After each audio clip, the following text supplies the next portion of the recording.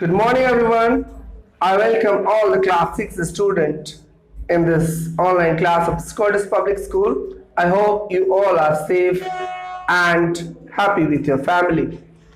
Now, today we are going to continue the first chapter of history, Introducing History, class 6. So, everybody, please go on page number 4. Here, I believe and I think that today we will be able to conclude this chapter.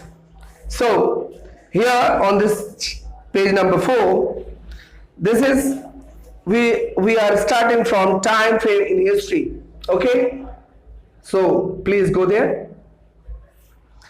And some of the students are trying to make the question and answers. I appreciate their efforts. Okay, so let's get started. Open your book.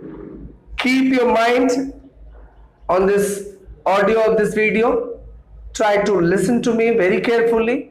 But at the same time, simultaneously, you have to look at the book as well. Only watching video is not going to help you. Watching video, playing videos and doing something, that is not going to help you. You have to keep your book open. Don't sleep. Sit properly. Keep a book in front of you. Keep your mobile aside. You can watch it. Doesn't matter you are watching it or not. But you have to listen to my words.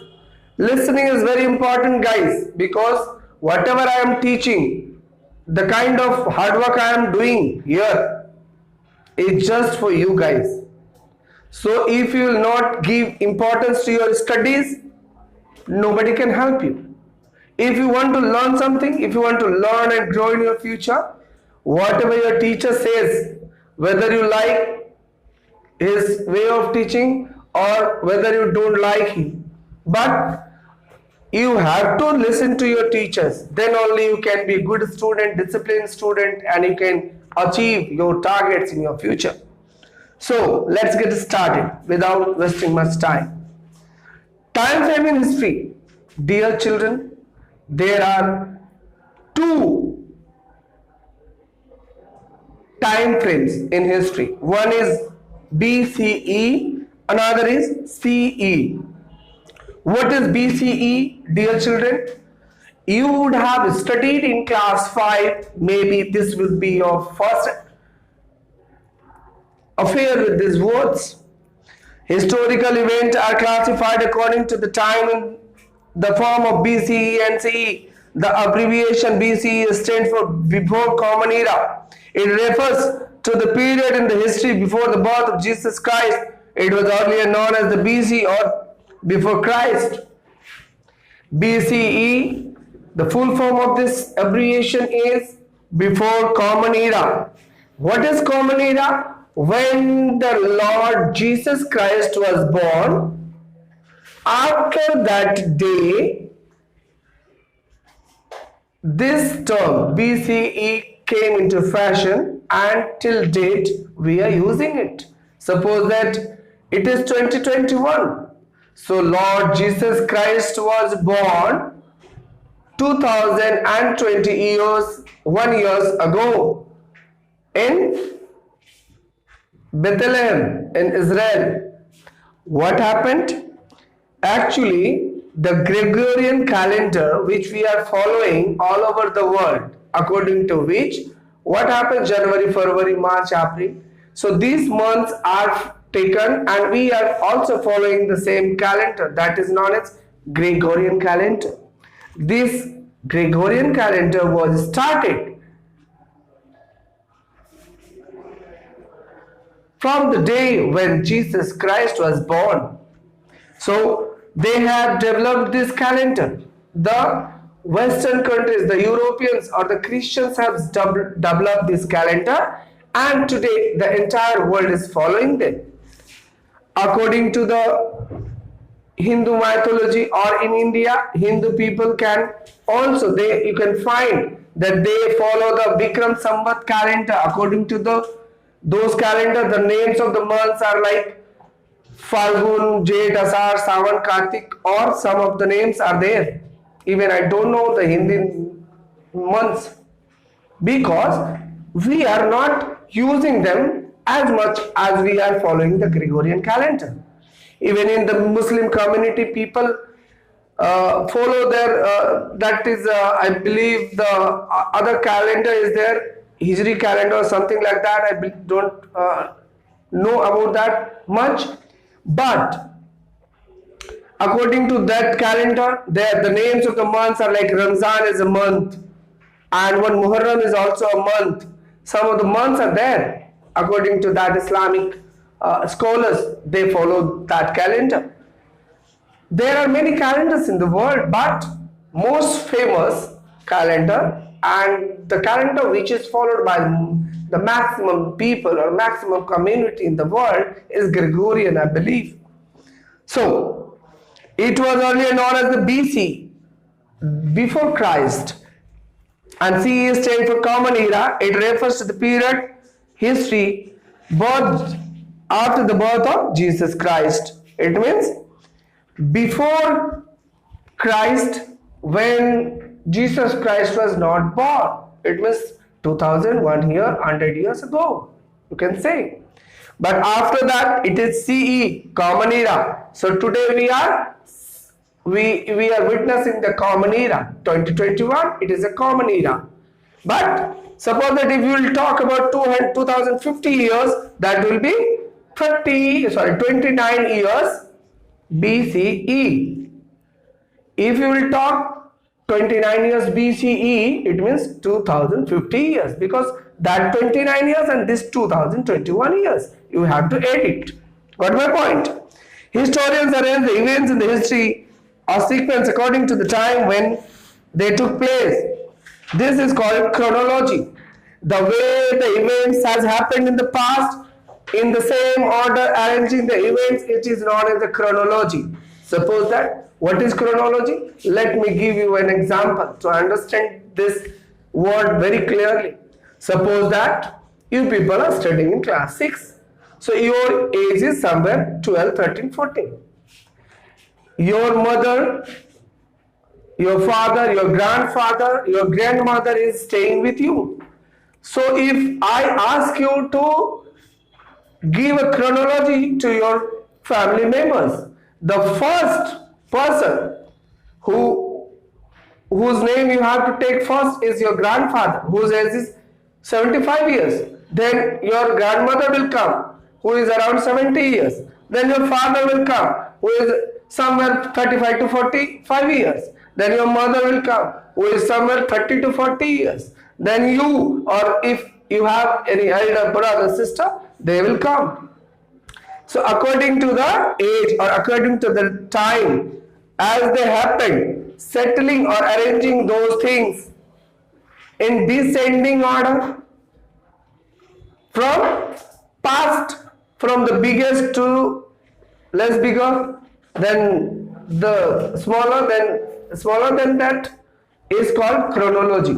Suppose that if we talk about the chronology, it means arranging the things, arranging the events in the order they had happened in the past. That is known as chronology. Got my point? These historical events are geographically represented in a timeline. They are framed in a timeline. Suppose that Samrat Asok was born 300 years BCE. It means today's 2000 years plus 300, it means 2300 years back he was born. Geographical framework. What is geographical framework? The history of India has been greatly influenced by its geographical and the physical features.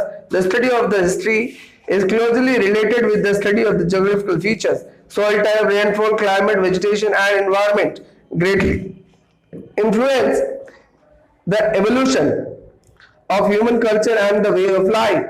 The Himalayas in the north protected the country from the invaders, while long coastline of the peninsular India facilitated region foreign trade. The fertile plains helped many kingdoms to flourish in the northern and the eastern parts of India. Most ancient towns also flourished on the banks of the river. For example, Patliputra on the banks of Ganga and so on rivers. It means the kind of geographical feature India is having, we have our Himalayan ranges, the chain of mountains. in the northern part of India. It stretches from Arunachal Pradesh, going through the Sikkim, West Bengal, Uttarakhand, Himachal Pradesh and Jammu and Kashmir. It stretches that much. So it is almost 3000 kilometers long stretch of the mountain ranges. What happens? So that is protecting our country from the invaders, from the foreign attackers, invaders, infiltrators. They are protecting it. Okay? And the next thing, the peninsular India. Peninsular India means, guys, let me clarify that. This part of India, where this say comes in the at the bottom of the map of India, this is known as peninsula. What is peninsula? I taught you maybe in the earlier classes that a piece of land which is surrounded by water on all three sides. On three sides. In India, this side that there is ocean, Arabian Ocean, Indian Ocean, Bay of Bengal. So India is surrounded by water on three sides. This is why this makes India, the southern part of India, a peninsula. Got my point? I hope you have understood it.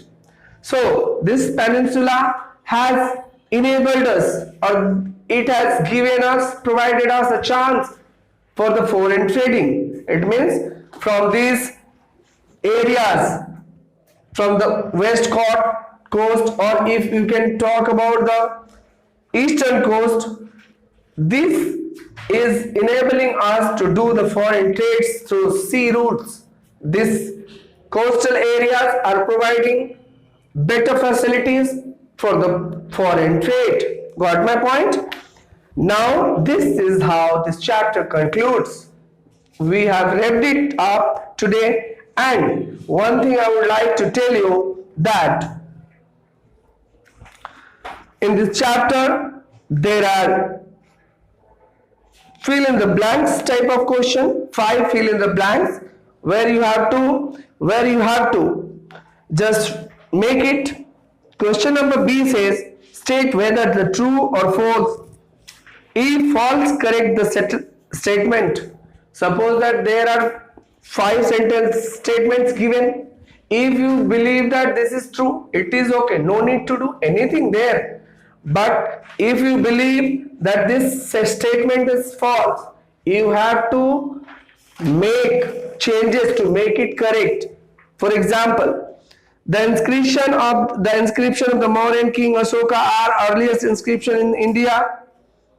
If it is true, yes, it is true, then you have to do. Let me clarify that.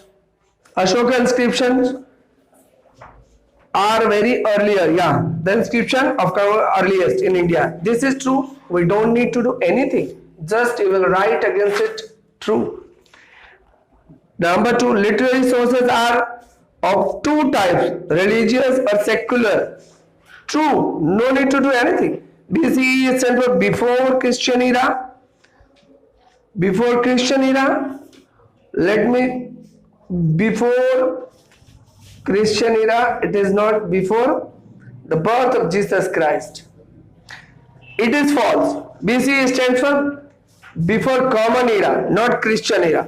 You have to write it false, and at the place of Christian, you have to replace this Christian word with common, before common era. Got my point? This is how you have to make it. Moving to the next question. Question number C. Answer the following question in 10 to 20 words. You have to solve it. I believe all students will be able to do it. You have to make A, B, C. Attempt the D also, but don't write into the fair notebook of SST copy. I will provide you with the notes, then only you will write it down in the fair copy. Thank you. Stay safe, stay home. Have a nice day.